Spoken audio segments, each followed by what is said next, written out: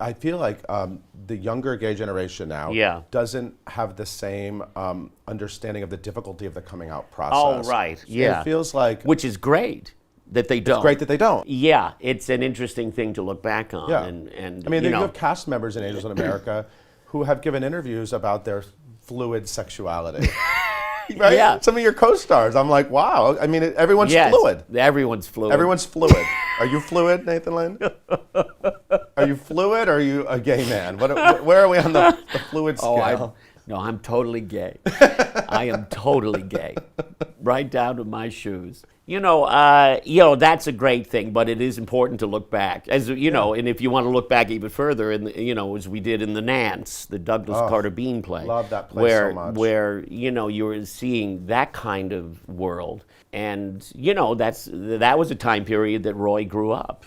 Right, Where exactly. it was shameful, and it was something you hid from the world, Right. if you wanted to survive. Right. So look, there are kids today who look at this and they're surprised by the notion that AIDS was a death sentence. Right, exactly. I mean, what that meant in 1985 was terrifying. Right. It's a tribute to the play that it takes place in such a specific time and place, but it's so incredibly universal. Yeah. And if anyone was a prophet, Yeah. aside from Prior Walter, it's Tony Kushner, Right. because it's amazing how prescient the play is about so many of these issues that we're talking about now. And now, in the midst of this insane political time where democracy itself is under siege, it's more resonant and essential than ever. Moving to New York in the late 70s, right? You were obviously here during the worst time of the AIDS crisis. How The late and late you were 78. gay and, Yeah. and dating in New York City, I'm assuming, and Well, I had a very delayed adolescence. I was, I didn't date anybody in high school, and I didn't really go to college, so I just went right into the show business, and then in like late 77, 70, early 78, I moved to New York. So that was, it was a free for all. a lot of people that moved to New York at that time are no longer alive. Yeah, no, I'm a very lucky guy. But did you experience it with friends, and did you experience? Well, sure. Yeah. Yes. Yeah. It was incredibly frightening, and that feeling of if you got a bruise or something, and you suddenly thought, oh my God, is this it?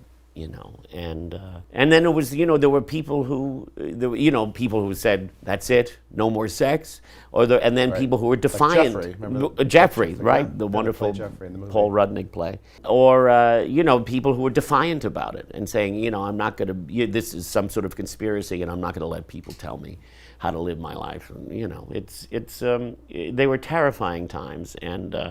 And so, yes, it is a real history lesson for a younger generation to see this, and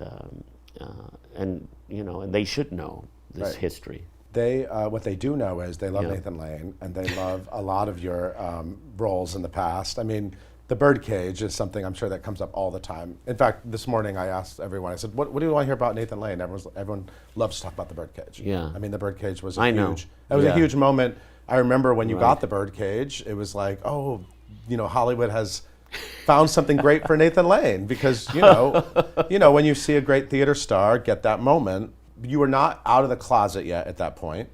No. That came a couple years later. Yeah, it was sort of, I came out to my mother when I was 21, and that didn't to go my well. family. No, that didn't go well. But certainly friends and my family knew. Right. And so, and I used to see you out at bars. Did you? I'm sure you remember seeing me Yeah. Well, yeah. at the Works.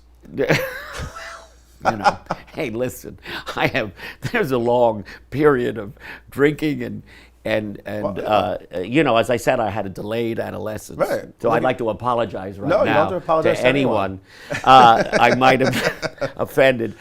You were living an open life. Yes, certainly.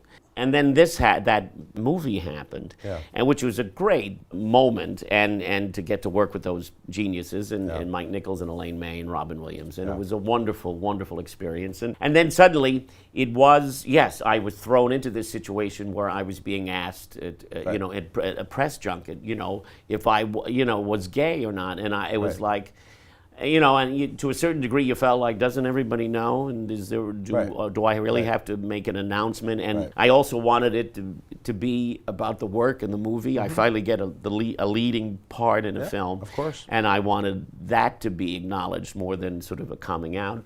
And so I made that decision to, you know, you say I'd rather not discuss my personal life. So this was was it 96? The movie came out. Yeah. So I said to Us Magazine, asked me if I was gay, and I said, famously, I'm 40, single, and I work a lot in the musical theater. You do the math.